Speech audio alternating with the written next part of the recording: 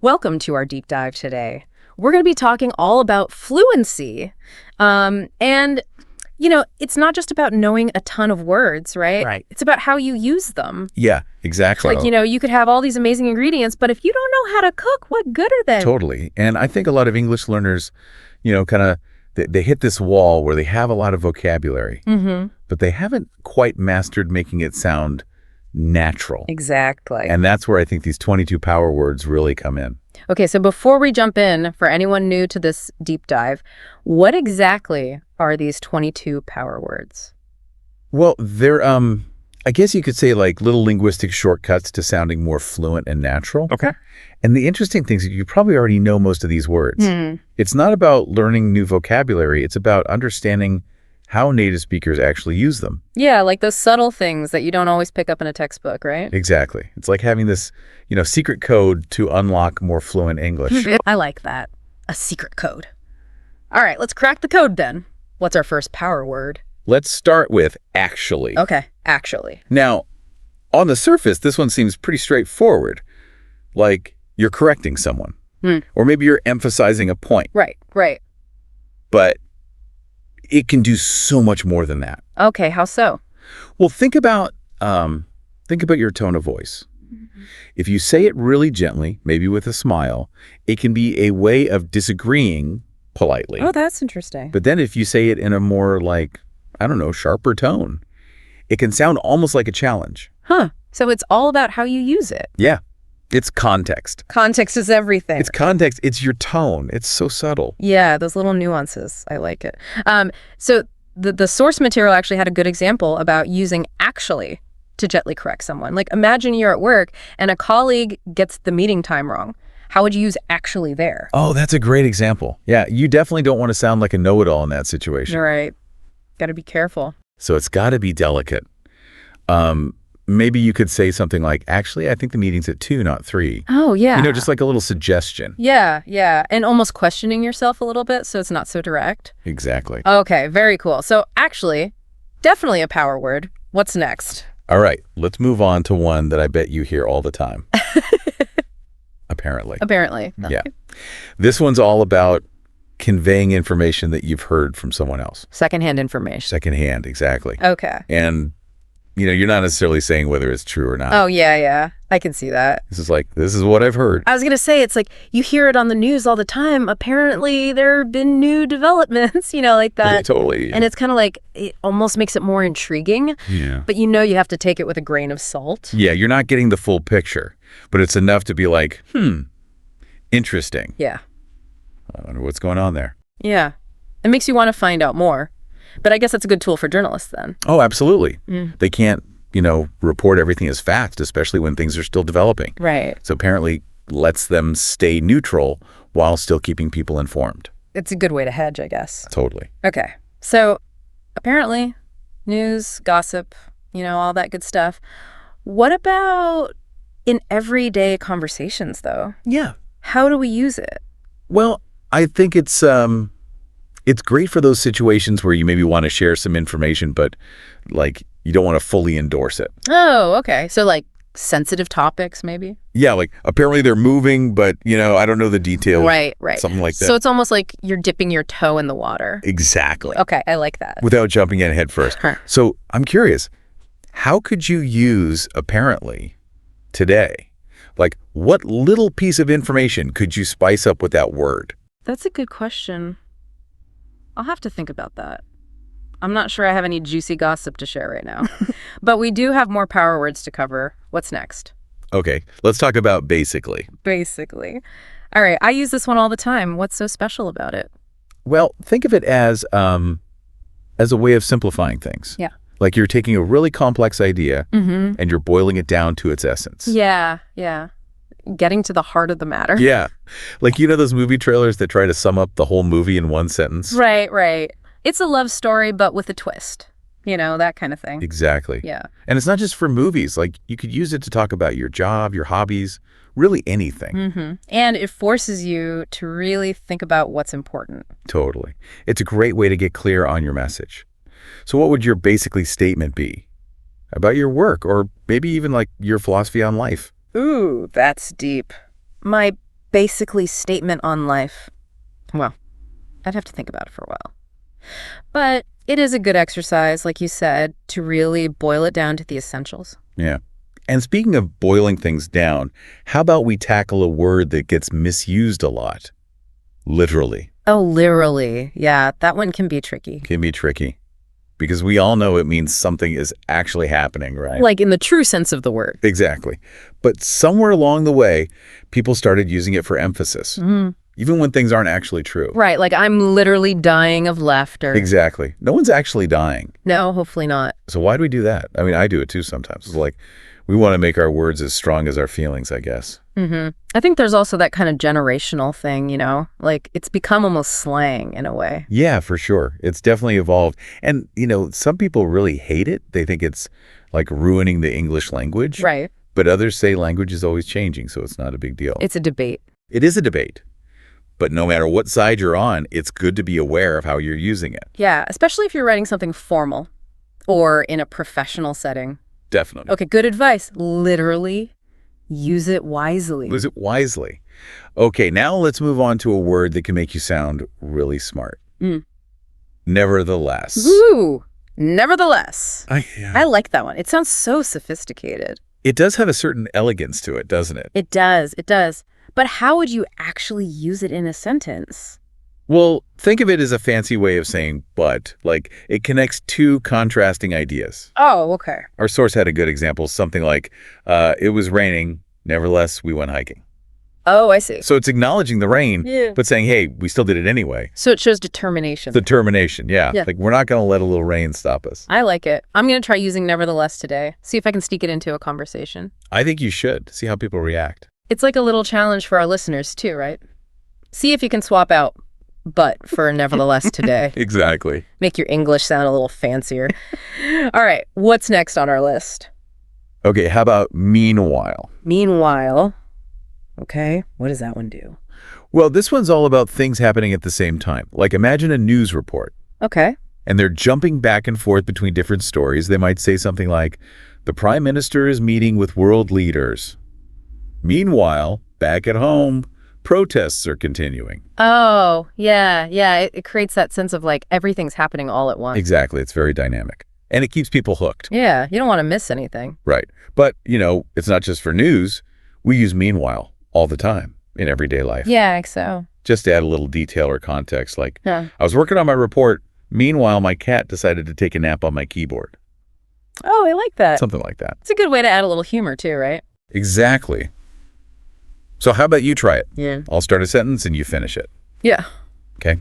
I was trying to meditate. Meanwhile, my brain was planning my entire week. Perfect. See, I told you I was good at this. You are. You're a natural. All right, ready for another one? Hit me with it. Okay, this one is thus. Thus.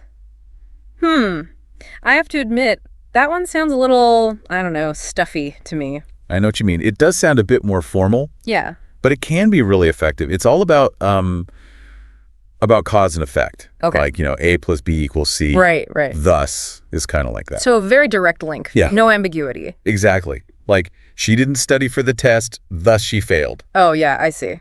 Straight to the point. Straight to the point. Yeah. But you know what? Sometimes even in casual conversations, that directness can be really helpful. Yeah, I guess so. Like if you're explaining something to a friend and you want to emphasize the consequence, you could say, he skipped work to go to the beach, thus he got fired. Oh, okay. It adds a little drama. Yeah, I like that. Thus is making a comeback in my book. Okay, what else do we have? Okay, how about in other words? In other words. Now that one feels really helpful. Like it's almost like you're rescuing the listener if they got a little lost. Yeah. It's all about rephrasing, like finding another way to explain something. Yeah, sometimes you got to try a few different ways to get the point across, right? Absolutely. Because sometimes our first explanation is a little too, I don't know, complicated or maybe too vague. Yeah, exactly. And in other words, lets you break it down and make it really clear. Okay, so like instead of saying he's not interested, you could say he's not interested. In other words, he's just not that into you. Perfect. Yeah. It's like you're leaving no room for misinterpretation. It's the truth bomb. It is. All right, so your turn. How could you use, in other words, to clarify something in your life? What concept or idea needs a little rephrasing? That's a good one. Might have to think about that one for a minute. We are uncovering some deep stuff here. We are. We are. But, language is all about exploring those depths. That's true. Okay, I'm ready for our next power word. Okay, let's get ready for a little mental tug of war with this one. On the other hand. Ooh. On the other hand, I feel like that one is all about like looking at both sides of something. Exactly. It's all about comparisons. Yeah. Like, presenting two different perspectives. Okay. Our source material had a good example. I love living in a big city. On the other hand, the cost of living can be astronomical. Oh, that's so true. Right. You get the good and the bad. Exactly. It's acknowledging that complexity. Because life is rarely just black and white, right? It really isn't. And that's what's so great about, on the other hand, it allows us to embrace that gray area. Yeah. To show that, hey, there are multiple perspectives. It's not just one way or the other. Exactly. So tell me, what two things could you compare using on the other hand? What's something you love but also has a downside? That's a good question. I mean, there's so many things, right? Okay, how about this? I love trying new things. On the other hand, there's something really comforting about the familiar. That's perfect. Yeah. It's a constant battle. It is a battle we all face. The old push and pull. All right, what's next on our power word list? All right, let's talk about a word that just screams determination. Regardless. Regardless, okay. Yeah, this one is for when you've made up your mind, Yeah. you've made a decision, and nothing's going to stop you. It's like, I'm doing this no matter what. Exactly. It's like a shield against doubt. Regardless means no matter what. Okay. In spite of anything. Our source actually gave the example. We're launching this products regardless of the competition. Like, that's a bold statement. It is. It shows you're not afraid. It's powerful. It is powerful. It's almost a little bit defiant, Yeah. Like, we're doing this our way. Exactly. And, regardless isn't just for big decisions like that. You can use it in everyday life, too. Oh, okay. How so? Like, I always make time for my morning run, regardless of how busy I am. Yeah. It shows your commitment. It does. It shows what's important to you. So what's something you're committed to, regardless of any obstacles? Another good question. That's a lot to think about. It is. It's about figuring out your priorities. But, that's what these power words do. Yeah, they make us think a little deeper about, well, everything. Exactly. Okay, ready for one more? Absolutely. Lay it on me. All right, let's talk about bridging the gap between now and later with in the meantime. Oh, in the meantime. Okay. I feel like that one's all about like making the most of the present moment while you're waiting for something. You got it. Exactly. It's like, yeah, you might be waiting for something, but that doesn't mean you have to just sit around and do nothing. Right. It's about being productive or Okay. even just enjoying the wait, Totally. Like our source had the example. The food will be here in 20 minutes. In the meantime, let's catch up. Oh, yeah. I like that. It turns a boring wait into a chance to connect. Exactly. And you could use it for smaller things too, like I'm waiting for the laundry to finish. In the meantime, I'll clean the kitchen. Exactly. It's about those little pockets of time. Those in-between moments. Yeah, that we often just waste. Yeah. But in the meantime, encourages us to use them wisely. So I guess the question is, what will you do in the meantime? What will you do? Ooh, that's a cliffhanger. I know, right? We'll have to find out in part 2. Stay tuned. All right, so we're back with more power words, and I'm excited to see what other linguistic gems we can uncover. What do we have next? Okay, let's talk about a phrase that's perfect for wrapping things up. At the end of the day. Oh, at the end of the day. I feel like I hear that one a lot, especially when people are getting really serious about something. Yeah. It's like you're saying, look, we can talk about all the details and stuff, but here's the bottom line. Yeah, it's like getting to the heart of the matter. Exactly. It's about what really matters most. I was going to say, our source mentioned how often you hear it when people are talking about their strong beliefs or opinions. Oh, totally. Yeah. It's like, this is where I stand. This is what I believe. Exactly. The powerful phrase. It is powerful. And, it's not just for opinions either. You can use it to talk about like limitations or, just things that are true no matter what. Okay. Like what? Like, we can try all these different marketing strategies, but at the end of the day, it's the quality of the product that matters. Right. It's like a reality check. It is a reality check. Okay. At the end of the day. Yeah. Got it. What's next? Okay, how about a phrase that encourages us to be a little more open-minded? Let's talk about to be fair. To be fair. Okay, I feel like I use this one a lot too, especially when I'm trying to see things from someone else's perspective. Exactly. It's all about balance and just being objective. Mm-hmm. Like you're acknowledging that, hey, maybe there's another side to this story. Right. Even if you don't necessarily agree with it. Yeah. Like our source had this example. To be fair, she was under a lot of pressure at work. Oh, yeah, that's a good one.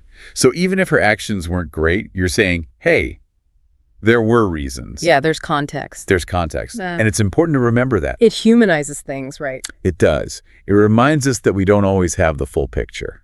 And to be fair, isn't just about excusing behavior. Sometimes it's about highlighting the positive, even if you're not a huge fan of something. Yeah, totally. Like, to be fair, this new software does have some cool features, even though I prefer the old version. Yeah, you're finding that silver lining. Exactly. All right, to be fair.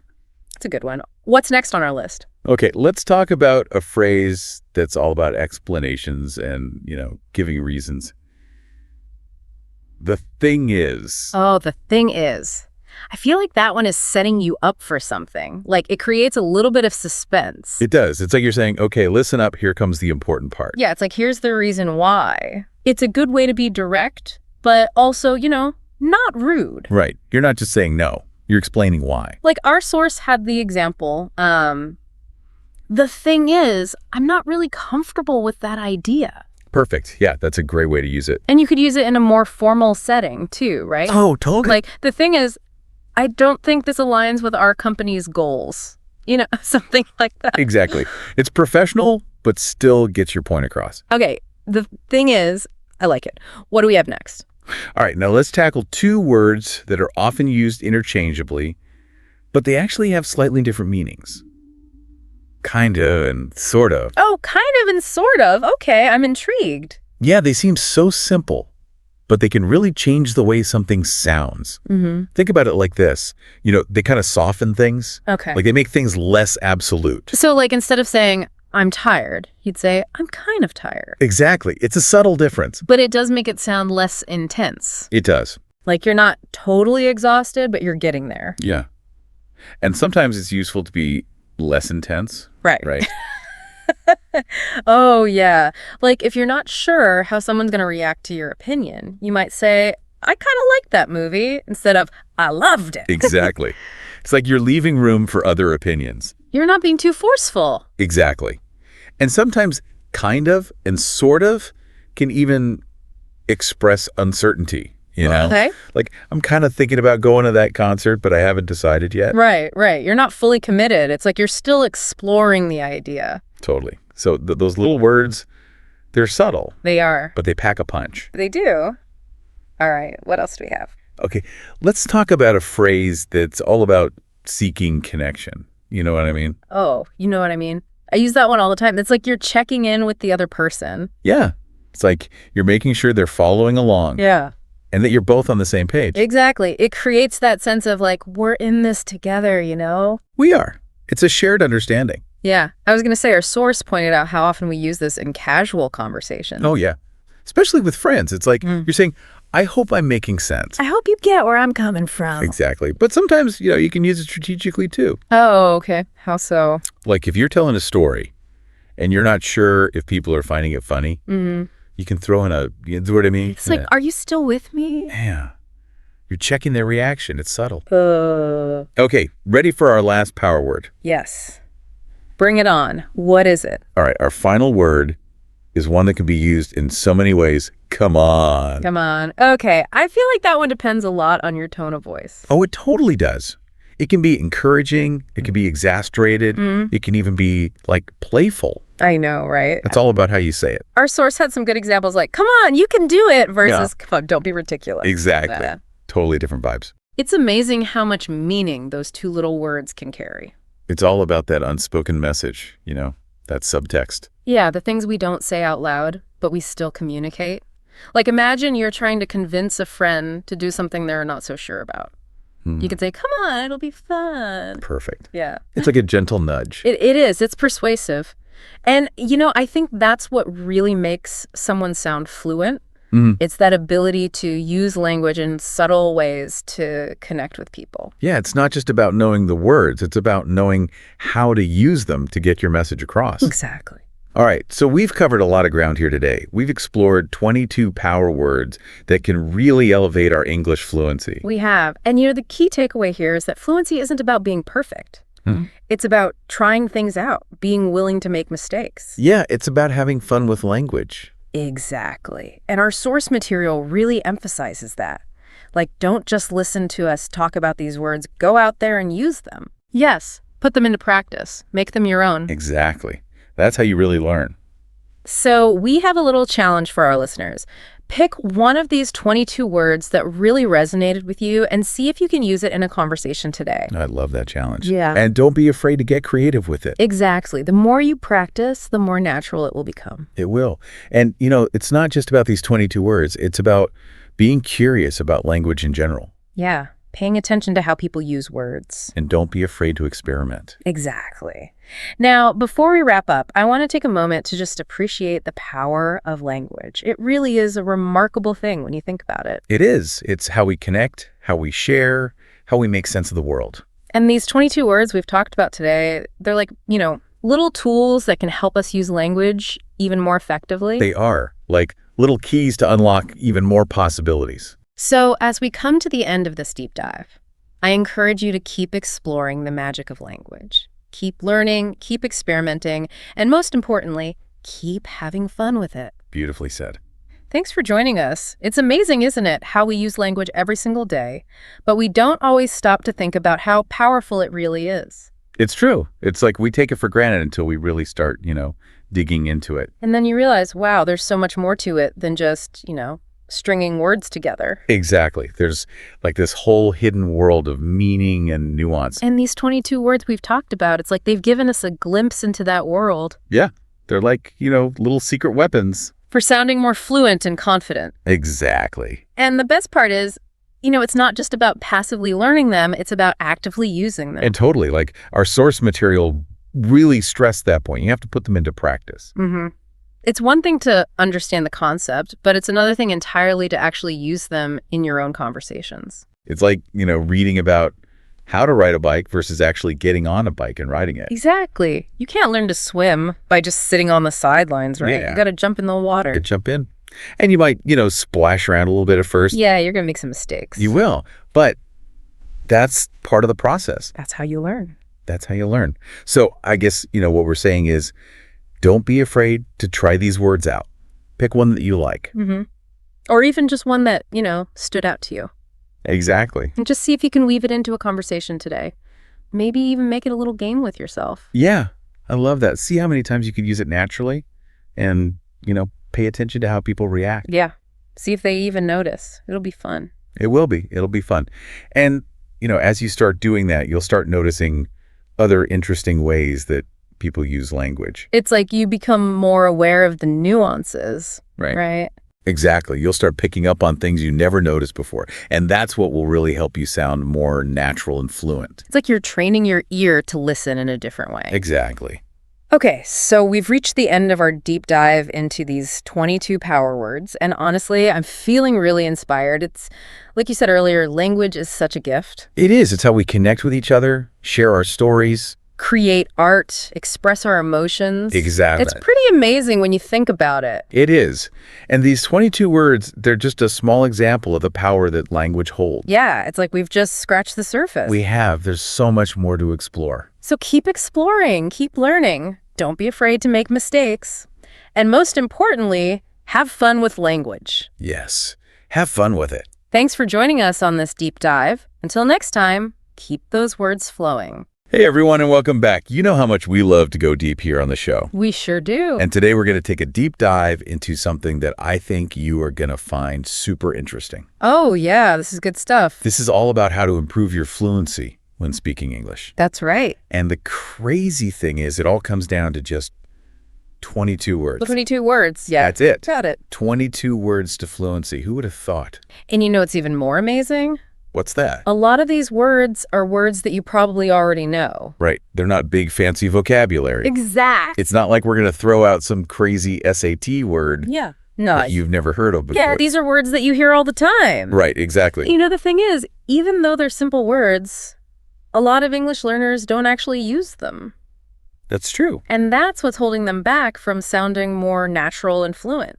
I see. So it's not just about knowing the words. It's about actually using them in your conversations. Absolutely. That makes total sense. And that's what we're going to focus on today. Okay, so let's dive into these 22 magical words. Let's do it. The first two on the list are actually and definitely. Good ones. Yeah. I feel like I use these words all the time without even thinking about it. Right, me too. But why are they considered power words? Well, let's start with actually. Okay. Actually is a really cool word because you can use it to correct someone politely. Oh, I see. Like, let's say someone says, hey, you must love coffee. You're always drinking it. And I'm like, actually, I can't stand coffee.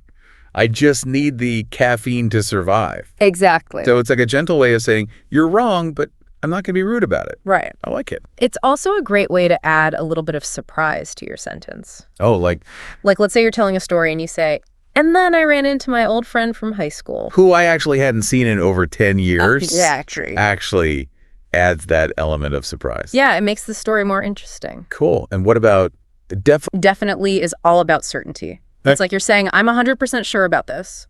So instead of just saying, yes, I'll come to your party, You say, I will definitely be there. which shows that I'm really serious about it Right? and that I'm not going to flake at the last minute. Exactly. And that can make a big difference, especially in professional settings. That's so true. When you say, I will definitely finish this report by tomorrow. It shows your boss that you're reliable. Exactly. You're committed. And they can count on you. Definitely a power word. For sure. Okay, so we've covered actually and definitely. Two great words. What's next on our list of fluency boosters? How about maybe and probably? Okay, so these are kind of the opposite of definitely You could say that. because they're all about uncertainty. Right. Like when you're not really sure about something, Exactly. Like if someone invites you to a party and you don't want to commit yet, you could say, maybe I'll come. or I'll probably be there. And it gives you a little wiggle room Yeah, it keeps your options open. and avoids any awkwardness. Plus, it just sounds more natural than saying, I don't know. That's a good point. I don't know can sound a bit abrupt sometimes. Right. Especially in casual conversations. So using maybe and probably is a way to soften your language. Exactly. I like it. You know, a fun way to practice these words is to pay attention to how they're used in movies and TV shows. Oh, that's a good idea. You'll notice that native speakers use them all the time. And it'll help you get a feel for the right context and intonation. Yeah, it's like a free English lesson. Awesome. Okay. Moving right along. Let's do it. We have, I think, and I guess. Two more fantastic words. These seem pretty similar to me. They are similar, but there is a subtle difference. Okay, fill me in. I think is used when you have an opinion about something. Right. Like, I think this movie is great. Got it. I guess is used when you're not as sure about something. So it's more like a speculation? Exactly. Like, I guess it's going to rain So today. you're not really sure. Right. You're just making a guess based on the clouds you see. So I think implies more confidence. Yeah, you could say that. And I guess is more hesitant. Exactly. Okay. I'm starting to see the nuances here, It's all about the subtle shades of meaning. which can make a big difference in how you come across in English. For sure. All right, let's move on to the next pair of words. Okay. These are all about making suggestions. Oh, I love making suggestions. You too. Oh, It's much more fun than just stating facts. all right, exactly. So what are these magical suggestion words? Let's and shall we? Let's is pretty straightforward. Yeah, it's a simple way to invite someone to do something with you. Like, let's go to the beach. Or let's grab some lunch. It's direct and enthusiastic. And it gets the point across. Now, what about shall we? Shall we is a little bit more formal. Okay. It's still a suggestion. But it adds a touch of politeness. Like, shall we go for a walk in the park? It sounds very British. It does, doesn't it? I like it. It's a nice way to be polite and respectful. Especially if you're talking to someone you don't know very well. Right. Or someone older than you. Makes sense. So there you have it. Let's and shall we? Two powerful words for making suggestions. And getting people to do what you want. Well, maybe not always what you want. But at least it's a polite way to ask. That's true. Awesome. So we've covered a lot of ground here. We sure have. We've talked about actually and definitely, Maybe and probably. I think, and I guess. And let's and shall we? These 8 words might seem simple, but they're incredibly powerful. They can help you sound more natural. And you're confident. And more fluent in English. And that's what it's all about, right? Absolutely. So here's the challenge for everyone listening. I love challenges. Me too. What is it? Try to use at least one of these words in your next English conversation. That's a great challenge. Doesn't matter if it's with a friend, a colleague, or even a stranger. Just try it out. And see how it feels. You might be surprised at how much of a difference it makes. I bet you will. Well, that's all the time we have for today's deep dive. Time flies when you're having fun with fluency. It sure does. Thanks for joining us. And until next time, keep practicing those power words. Bye, everyone. Yeah. Okay, so you know how we love to just dive deep into a topic? Yeah. So let's do it again. Right into it. Let's take another deep dive. And this time, we're going to focus on some basic building blocks. Ooh, I like that. The foundations of English fluency. For all of you out there who are tuning in to improve your English, whether you're traveling or working, yes, or just want to feel more confident when you're chatting with folks. Absolutely. We have a great deep dive for you today because we're going to focus on 22 essential words. I love this. That every beginner should know. It's so true. And you know what I have to admit? Yeah. In getting ready for this deep dive, even I learned a thing or two. I'm not surprised. So I'm really excited to jump into this. Me too. Let's get started. Well, you know what's really cool about these 22 words that we're going to focus on today? Yeah. They're not just vocabulary. Yeah. They're actually tools for connection. Yeah. We often think about language in terms of all these grammar rules and complex sentences. I know. But sometimes it's the simplest words that have the biggest impact. Yeah, you know, that's so true. Oh. I was reading through the source material, just getting ready for this. Yeah. And it struck me how powerful just a simple hello can be. It's true. Just that one word, hello. It's like this universal signal to open a conversation. It's that invitation to connect. Yeah. And it really transcends cultural boundaries and language barriers. It does. It's so true. It's pretty amazing. And you know what? I think it's true for hello and goodbye and please and thank you. Oh, for sure. Those 4 words. Yes. It's almost like they're social lubricants. They are. Yeah. Social lubricants that smooth out interactions and really just show respect. Yeah, and respect is so huge. It is. When you're learning a new language or navigating a new culture. Absolutely. It's so important. Couldn't agree more. And you know, I really liked how our source material emphasizes practicing these words in real life. Yes. Because it's one thing to know them. Right. But it's another to really use them. To use them. You got to put them out there. Yeah, you got to put them out there. Yeah. You can't just keep them in your brain. Right. Yeah. Speaking of navigating social situations, our source also dives into sorry and excuse me. Ooh, good ones. 2 words I kind of thought were interchangeable, but I know a lot of people think that. they're not. Not really. There are nuances. I learned. Tell me about them. Okay, so sorry is more about expressing regret. Okay. Or taking responsibility. Yeah. Like if you bump into someone or you make a mistake. Right. Is more about getting someone's attention politely or like asking permission to squeeze past someone in a crowded space. I see. Yeah. Okay. I thought that was interesting. I did too. And, you know, the source material even had a little bit about how different cultures use apologies differently. I know. Which I just find fascinating. It's so interesting. It is. It is because like a simple sorry can mean so many different things depending on where you are and how you say it. It's all about context. It is all about context. Yeah. So let's move on to 2 words that I think are essential for any traveler or anyone in a new environment. Love it. Help and stop.